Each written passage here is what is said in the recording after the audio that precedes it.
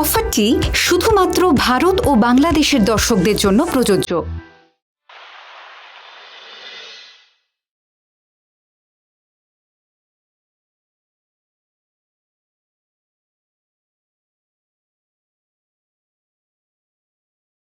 এই নাও চা খাও, নিজে হাতে তোমার জন্য বানিয়ে এনেছি স্পেশাল দার্জিলিং চা। একবার চুমুক দাও, চোখের সামনে শুধু পাহাড় দেখবে, মনে হবে তুমি চায়ের কাপ হাতে পাহাড়ের কোলে আছো। আমি দার্জিলিং যাব না।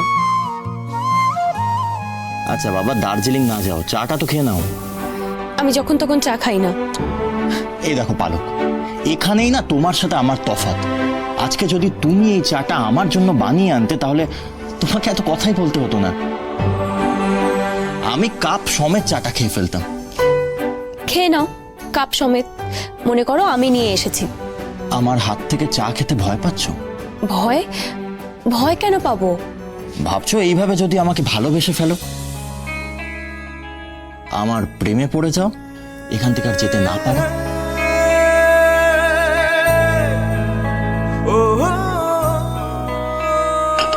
হয়েছে? এ কি, তুমি এই চাটা খেলে কেন? না, ওই এক কাপে চা খেলে স্বামী স্ত্রীর মধ্যে ভালোবাসা বাড়ে। ওই আশায় বসে থাকো। তুমি যেটা ভাবছো সেটা কোনোদিনও হবে না। আমার নিজের ওপর কন্ট্রোল আছে। কি ব্যাপারে? সব ব্যাপারে আমার মনে যা যা আসে সেগুলোকে আমি কন্ট্রোল করতে পারি। এই পালক, তার মধ্যে কি আমার ব্যাপারটাও আছে? হ্যাঁ। ওয়াও, দ্যাটস গ্রেট পালক। যাক, একটা ব্যাপারে কনফার্ম হওয়া গেল যে তুমিও মনে মনে আমাকে ভালোবাসতে চাইছো, কিন্তু তাকে আটকে রেখেছো। রিজু প্লিজ পালক, পালক, এটা কি ঠিক হচ্ছে? দেখো, যে আসতে চাইছে তাকে হাসতে দাও, প্লিজ কাম ইন। তোমার সাথে না কথাই বলা যায় না। আচ্ছা তাহলে ঘুরতে যাওয়া যায়? মানে? মানে কি এটা? এটা হলো তোমার ফেভারিট সিঙ্গারের মিউজিক কনসার্টের ইনভিটেশন কার্ড। যাও, তাড়াতাড়ি গিয়ে রেডি হয়ে নাও।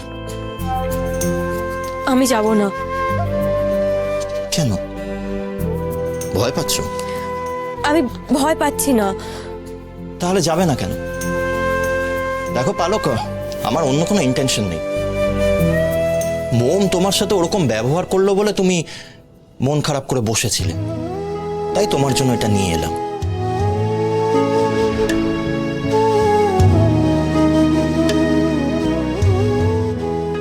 তোমার যদি যাওয়ার ইচ্ছা থাকে তাহলে গিয়ে রেডি হয়ে নাও, আমি তোমার জন্য ওয়েট করছি।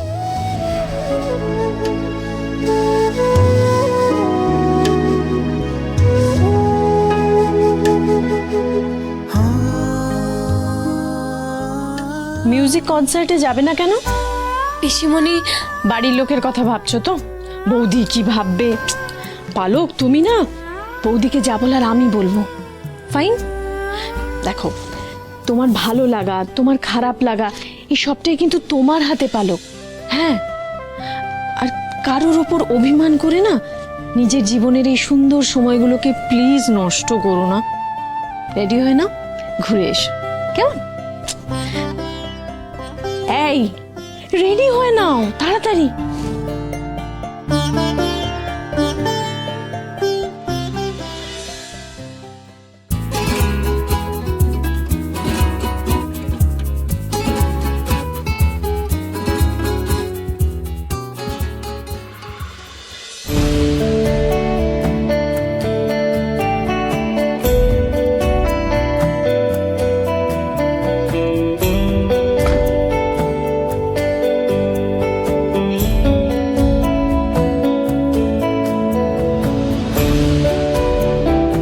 কনসার্ট বলে হোটেলে নিয়ে এলে কেন? তুমি ভাবছো যে তোমাকে আমি মিথ্যে কথা বলে এখানে আনবো? আরে বাবা, তোমার ফেভারিট সিঙ্গার ব্যাংকোয়েট হলে পারফর্ম করবে, এসো।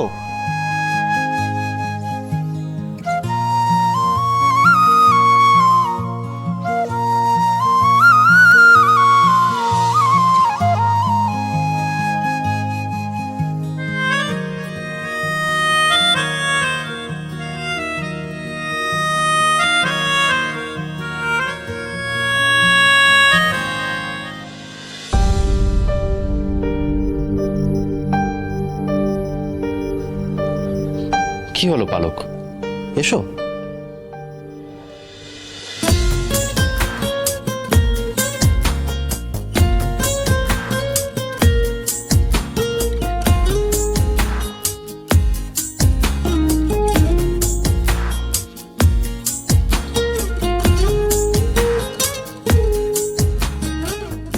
এত বড় সিঙ্গারের কনসার্ট, কোনো লোকজন নেই কেন?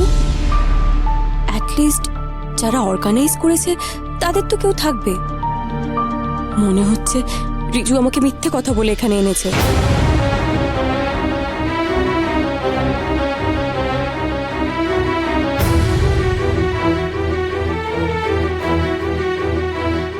রিজু, সত্যি করে বলো তো, আমাকে এখানে কেন নিয়ে এসেছো?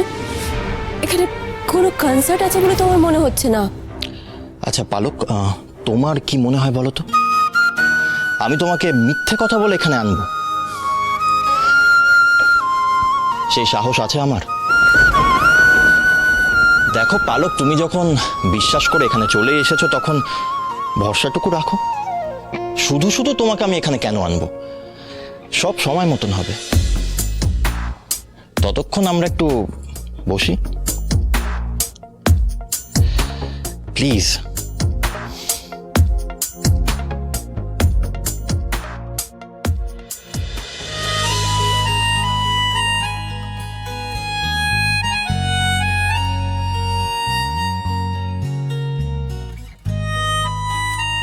আমার কিছু একটা গন্ডগোল লাগছে। এত বড় হোটেল, সেখানে মাত্র আমরা দুজন লোক।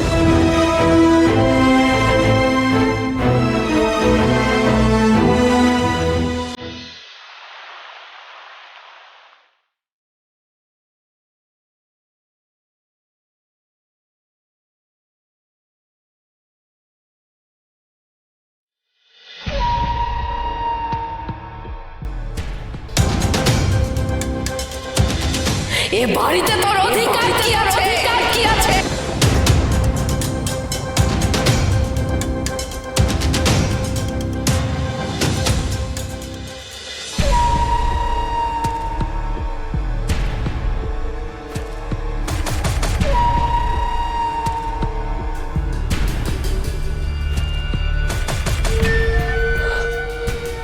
মণিমা, তোকে সব দিক থেকে শেষ করে দিতে চাইছে তোর বর। ওর মতলবটা আমি খুব ভালো করেই বুঝতে পারছি ভবানী মা। ও রিজুকে সামনে রেখে আমার মুখ দিয়েই বলাতে চাইছে যে রিজু আমার ছেলে নয়। এই এই এই বুঝলি, এতদিন ও তোকে কিছুতেই পেঁচে ফেলতে পারছিল না, রাস্তা খুঁজছিল। এবার রাস্তাটা পেয়েছে। মণিমা, ও তোকে মারার জন্যে তোর ওই দত্তক নেয়া ছেলেকে অস্ত্র হিসেবে ব্যবহার করবে। আমার আমার কথা শোন মা, আমার কথা শোন। ওই অস্ত্রে শান দেবার আগে হাত থেকে অস্ত্রটাই কেড়ে নে। মানে মানে এই যে কথা ও তোর মুখ দিয়ে বলাতে চাইছে, সে কথাটা তুই নিজের মুখ থেকে বল। বল যে রিজু আমার ছেলে নয়, আর আর রিজুর নামে রাখাই বিপুল সম্পত্তি তুই তোর নিজের ছেলের নামে লিখে নে, আর ওই রিজুকে ঘাট ধাক্কা দিয়ে বের করে দে।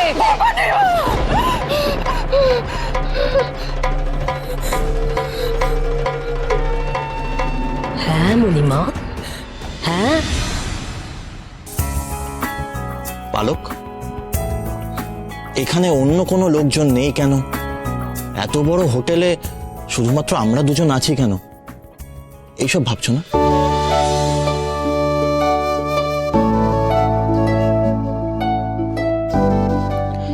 ভাবছো আমি তোমাকে অন্য কোনো মতলবে এখানে এনেছি কিনা? রিজু, আমরা সত্যি কনসার্টে এসেছি তো? হ্যাঁ পালক, আমরা সত্যি তোমার ফেভারিট সিঙ্গারের কনসার্টে এসেছি।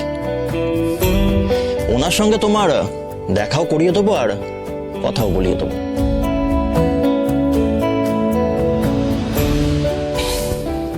আমার দিব্যি। আরে দিব্যি খাচ্ছ কেন? কথা নাই বা হলো, এই সামান্য ব্যাপারে দিব্যি খাবে? দেখলে তোকে বদলায় দিন, বদলায় রাত, বদলায় ঘুম, সঙ্গে সময় সন্ধে হলে বন্ধ। ওয়েটার,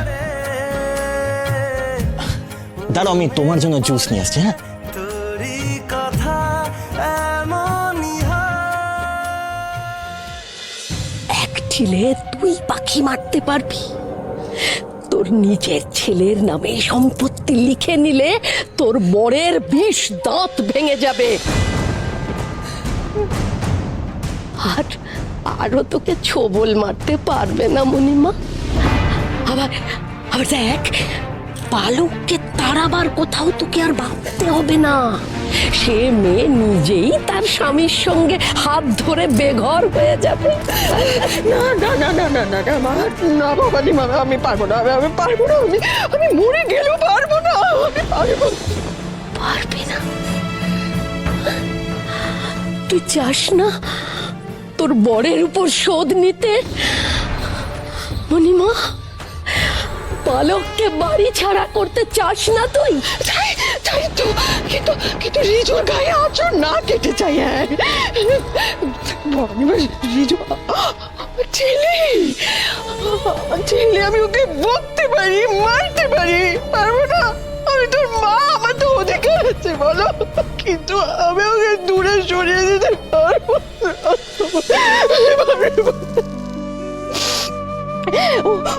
ওর মুখটা দেখে না আমি এখনো দু চোখের পাতা এক করি ভবানী মা। ও আমার শাসনে আছে, আমার আমার অভিমানে আছে, আমার ঘৃণায় নেই। তুমি এই কথাটা কোনোদিন বলো না আমাকে ভবানী মা, আর কোনোদিন বলো না। মণিমা, ওই ছেলের উপর এত ভালোবাসা ভালো নয়, আমি বলছি। আর একবার ভেবে দেখ মা। শুধু তুমি কেন, স্বয়ং ভগবান এসে বললেও আমি রিজুকে আমার থেকে দূরে সরাতে পারবো না ভবানী মা। ওকে আমি জন্ম দিতে ঠিকই, ও না আমার সবটা জুড়ে আছে গো, পারবো না। এত যে দরদ ওর উপর। মণিমা, রিজুকে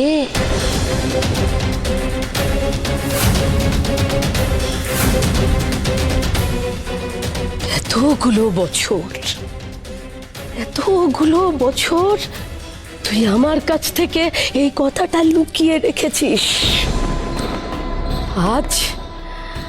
আজ তোকে বলতে হবে মণিমা। কে রিজু? কে? কার ছেলে ও? রিজু আমার ছেলে, রিজু আমার ছেলে, আমার ছেলে রিজু। রিজু আমার নিজের ছেলের থেকে অনেক বেশি ভবানী মা। হ্যাঁ হ্যাঁ, তুমিও এই কথাটাই জেনে রাখো।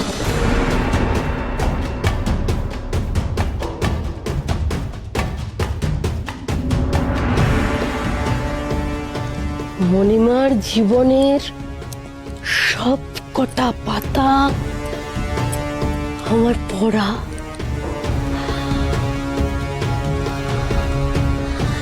এবার আমাকে জানতে হবে মাঝখানের ওই ছেঁড়া পাতাগুলো কি লেখা ছিল। কি? কে রিজু? রিজু কে? কে ওর বাবা মা?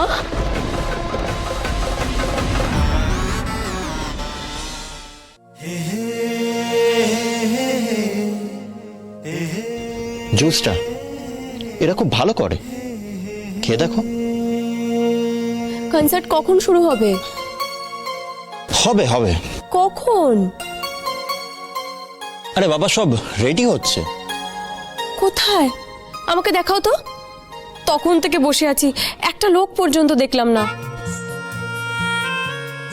তুমি কি আমাকে সন্দেহ করছো? তোমার হাব ভাব দেখলে যে কারোরই সন্দেহ হবে। এখন আর কোনো সন্দেহ নয়, আমি কনফার্ম এসব তোমার প্ল্যান। তুমি সত্যি করে বলো তো, কেন এনেছো এখানে? এখানে তো কেউ নেই। তুমি আমাকে মিথ্যে কথা বলে এখানে এনেছো। আমি কেন তোমাকে মিথ্যে কথা বলে এখানে নিয়ে আসবো? মোম আর রমিতকে ঘুরতে যেতে দেখে তোমারও ইচ্ছে হয়েছে আমাকে নিয়ে ঘুরতে বেরোবার, আর তাই তুমি এই মিথ্যের আশ্রয় নিয়েছো।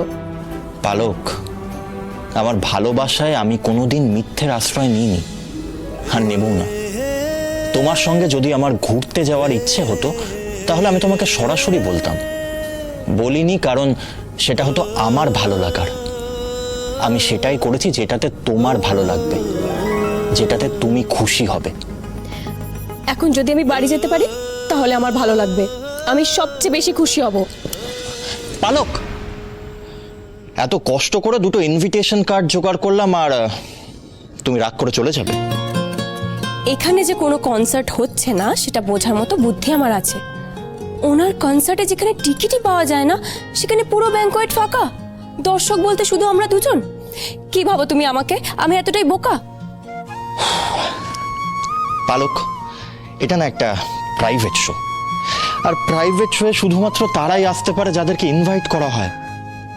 আর পালক, এই প্রাইভেট শোগুলোর না কোনো কোনো টাইম থাকে না, যখন সবাই আসে তখন শো শুরু হয়। একবার শো শুরু হয়ে যাক, তখন দেখবে তোমার সবকিছু নর্মাল লাগছে। ইনফ্যাক্ট তুমি আমাকে থ্যাংক ইউ বলবে। Thank you so much Riju, আমাকে এখানে আনার জন্য। শো খুব ভালো হয়েছে, চলো এবার বাড়ি যাই। এই পালক, পালক প্লিজ, আর একটু থেকে যাও পালক। খোয়ে খোয়ে যাবার সময় মেনে নে তার পরাজয়, জীবন পড়ে ধুলোতে হারিয়ে সঞ্চয়। খোয়ে খোয়ে যাবার সময় মেনে নে তার পরাজয়, জীবন পড়ে ধুলোতে হারিয়ে সঞ্চয়। যার কথা ভাসে মেঘলা বাতাসে তবু সে দূরে তেমনি না, যার কথা ভাসে মেঘলা বাতাসে তবু সে দূরে তেমনি